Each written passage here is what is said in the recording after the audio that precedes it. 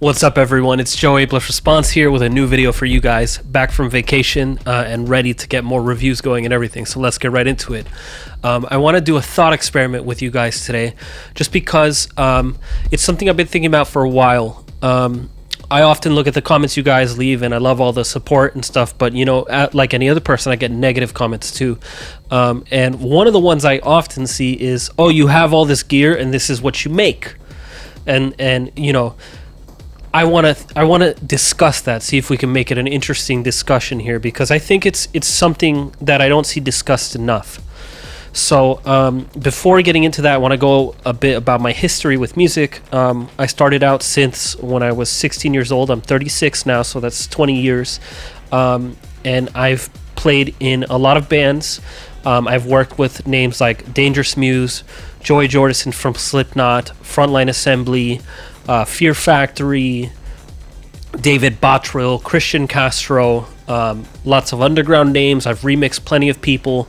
I've done sound work for Arturia, Nord, Electron, done collaboration videos with Yamaha, worked on some video games.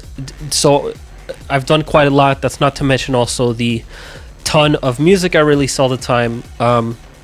So that brings me to the first question I want to ask, because I have a series of these, is when is an artist's setup earned? And what I mean by that is, like, if you look at Aphex Twin Studio, for example, or Future Sound of London, or Orbital, or whatever, they have a ton of gear and everyone is down with it.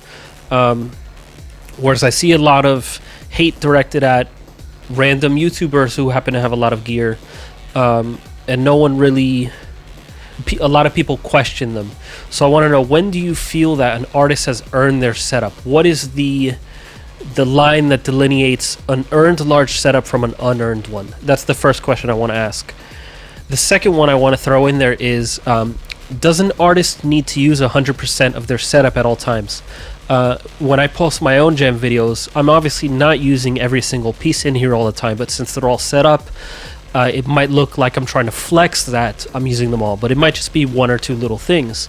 And I've seen Richard Devine talk about this, and other people, that, you know, maybe they're just using one thing on one track, and that's kind of the way I work. I'm like, okay, you and you and you, and then I go and I make the track for that day, or whatever it is.